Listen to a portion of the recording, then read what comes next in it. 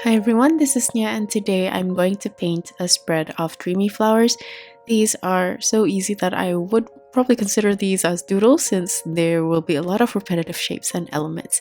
Before we start though, I'm going to break down the shapes, so if you're a beginner, hopefully it'll be easy and enjoyable for you as well. The main shape that I'm going to repeat most are these vertical eye shapes for the flower petals as well as the leaves.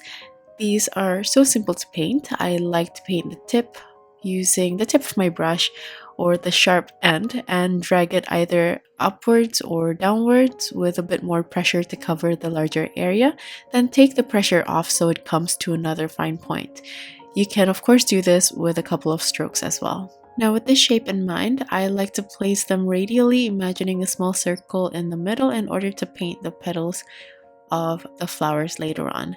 It's completely up to you how many petals you want to include. I personally didn't think about it, but when I counted, they were mostly 6 to 7 petals.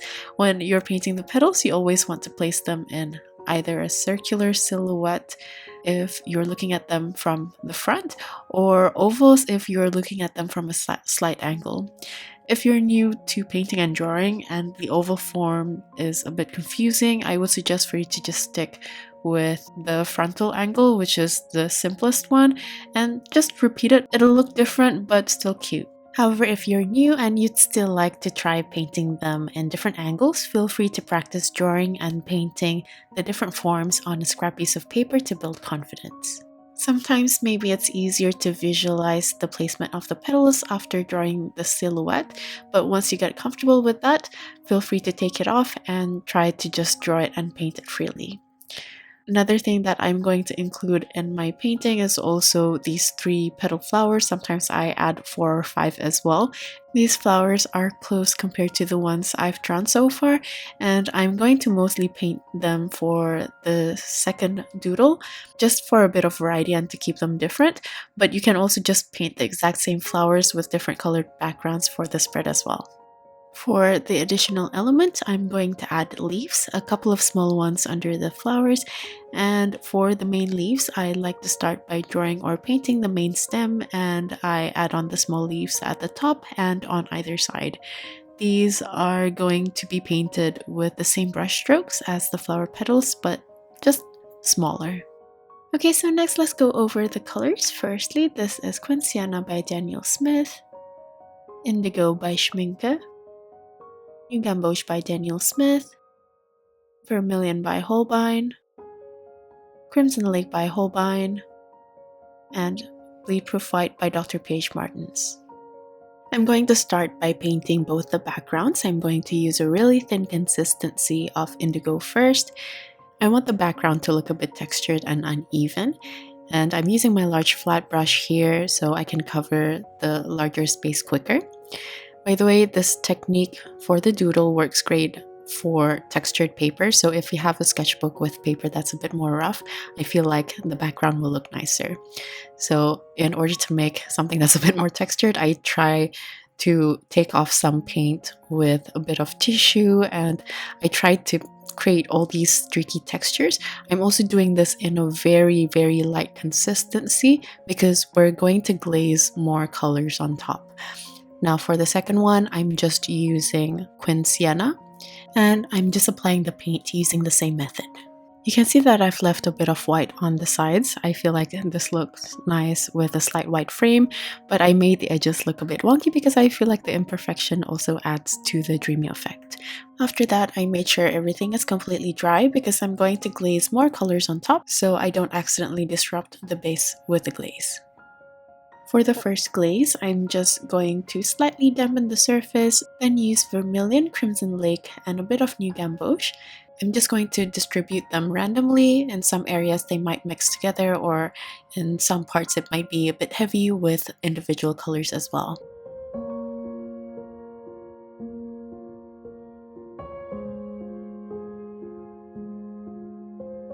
I'm also going to use the same color for the next background, but they're going to look different because the base was the Quin Sienna instead of the indigo.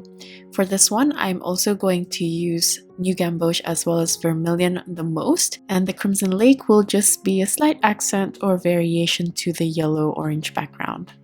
For the background, I use a light consistency and a heavy brush load, so the background is light enough for me to paint on.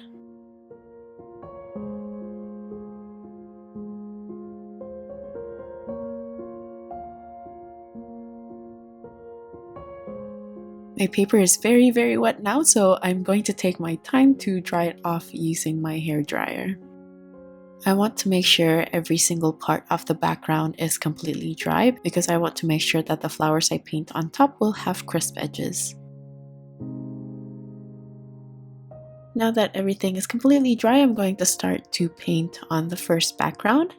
I'm using a mix of Crimson Lake and Vermilion, and I'm using a medium to thin consistency, painting all the flowers one by one. For this one, I'm going to paint the opened flowers, and as I've demonstrated before in the sketch, I'm going to make them face different angles.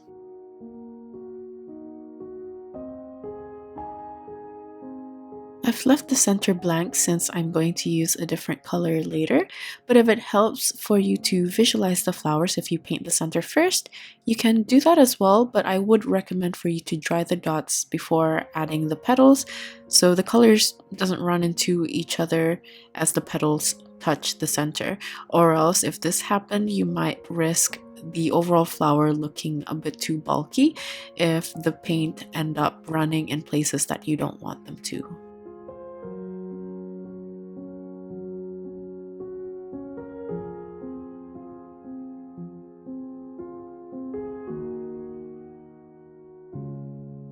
Once I have enough flowers here, I'm going to add the stem. I'm using a thin consistency of the same mix, but this time I added a little bit of indigo. To paint the thin stems, you can always switch to a smaller brush, or you can also use a liner brush. For me, I find it easy enough to use my synthetic brush. I just use a dry to light brush load in order for the tip of my bristles to come to a very fine point, and it makes it much easier to control the flow of the paint as it slowly flows out of the bristles. I'm also going to use the same color for the center of the flowers. Again, I'm using a light consistency. This may seem dark, but it's actually because I have a lot of water here that it's slightly puddling. But once I dry everything off, it's going to look fairly light.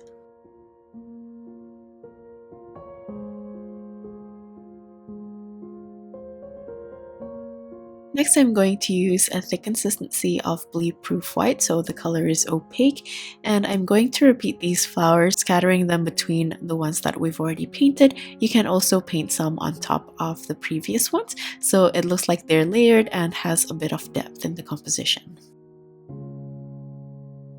Just like the previous flowers, I'm leaving the center empty, but if you'd like, you can also add the center before putting the petals. Because the paint is quite thick here, you can also use opaque white gouache. If you're going to paint the center first, you can just go ahead and use the white and paint the petals around it. Then afterwards, I'm going to layer on yellow color or something that's almost orange for the center on top of the white base. As you can see, I personally like to make the composition a little bit more dense at the center, then scatter them with a bit more space as I get towards the outer part of the composition.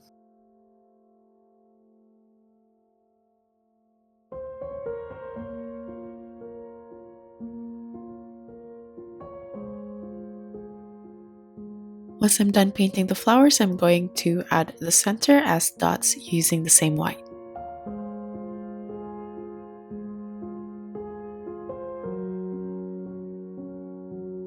Once I've painted the center for everything, I want to make sure everything's completely dry because I want to paint on top of the white dot using a mix of New Gamboge and a little bit of Quin Sienna. The color will turn to this deep yellow or orange color, and I'm just going to place it on top since we have the white base to paint on now.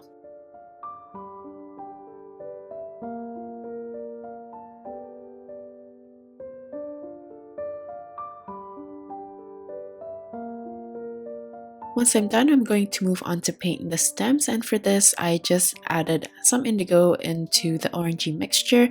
If the color is a little bit too brown or muddy, I'm just going to increase the amount of New Gamboge. Then I use a medium to thick consistency of this color to paint on the stems. Again, I'm using a light to dry brush load in order to control the flow of paint from my bristles so I can create these really thin lines. Just like the previous flowers, I made the stems a little bit curvy and wavy just to add a bit of organic movements. And this time I also didn't paint the stems all the way through. Sometimes I paint them as if they're hidden behind the flowers that we've already painted. Next are the leaves. I'm going to paint small ones at the bottom of the flowers. Then I'm going to paint the main leaves, which are going to grow out of a really thin stem, or you can also paint them without a stem if you can imagine how they're going to grow out. I like to place the leaves where I feel the space is still a bit empty, anything to complement the current composition and to add balance to the colors.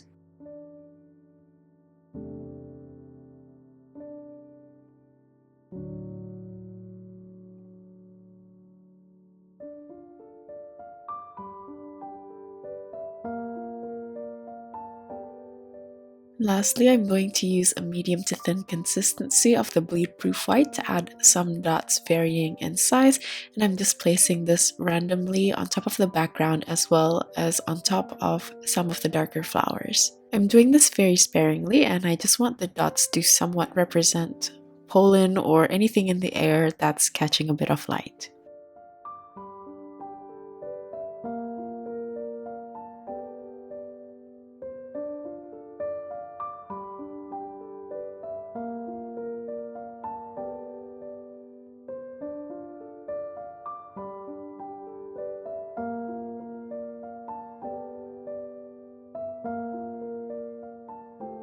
That's it for the first one. Now let's move on to the second one. We're going to paint the same type of petals, but this time I'm going to use a mix of New Gamboge and Crimson Lake. I'm using a medium to light consistency, and this time I'm painting the flowers a bit more closed up and from the side, so you'll see me adding around 4 to 5 petals, sometimes 3 as well. Here I'm going to scatter them randomly around the page and also play with the angles and height.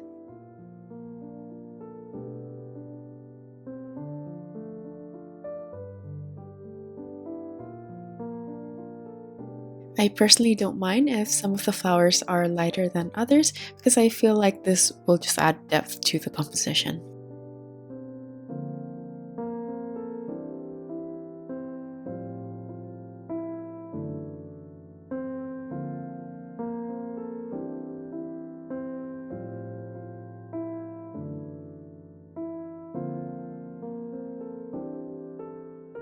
For a bit of variation, I'm going to add some which are opening up as well, but this is completely optional. You can always pair the flowers however you want. You can also create different types of flowers if you have any other ideas.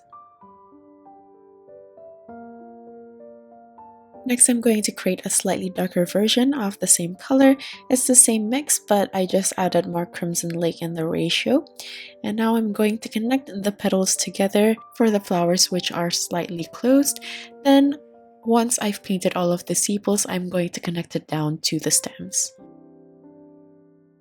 For the stems again, you can use a light to dry brush load in order to control the paint flow, or you can use a smaller brush as I'm going to demonstrate here.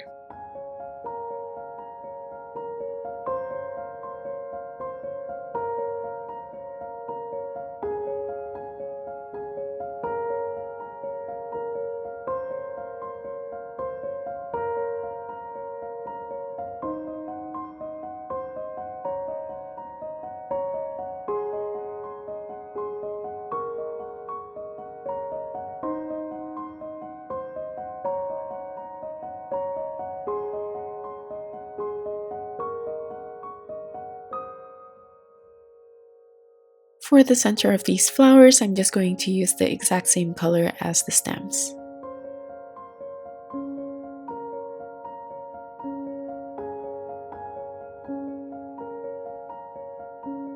I know I've left some flowers without the stems, but that's okay because we're going to add the white flowers now to fill in the rest of the composition.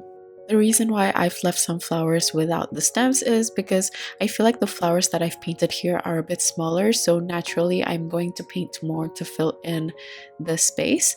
So I don't want it to be too overcrowded with those lines. Instead, I'm just going to paint more flowers in between the previous ones, so hopefully it'll also look like some of the previous flowers are popping out here and there.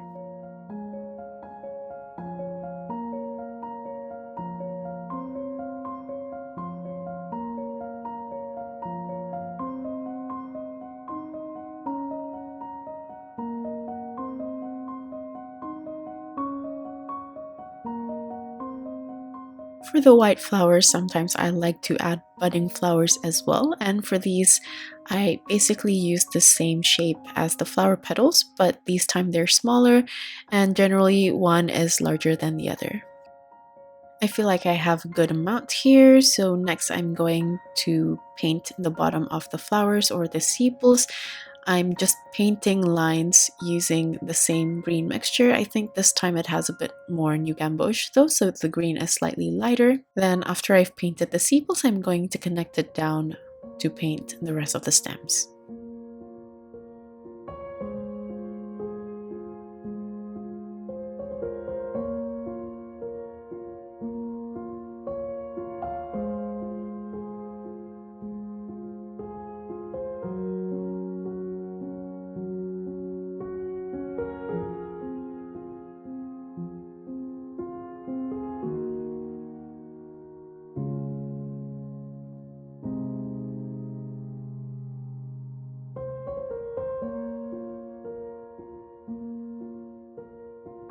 Again, for the stems, I'm going to make them kind of wavy and curved, and I like to sometimes place them in front of the flowers in the background, and sometimes I like to place them in between so it looks like the flowers are weaving and interacting with each other. And finally, we're going to paint the leaves, which I'm going to just basically repeat the same shapes as before.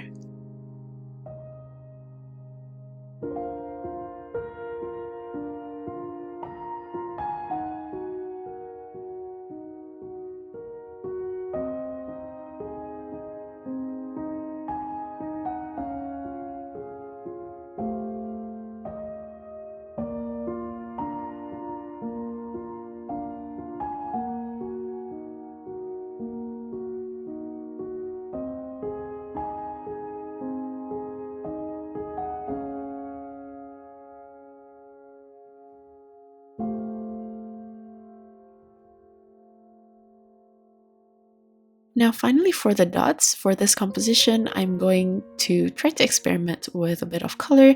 First, I use new gamboge in a medium to thick consistency. This probably has a little bit of crimson lake as well. Then I'm going to pair this with the lighter dots. Instead of just using bleed proof white, this time I added a touch of new gamboge into the bleed proof white, so it's not completely white, but it has a yellow tint.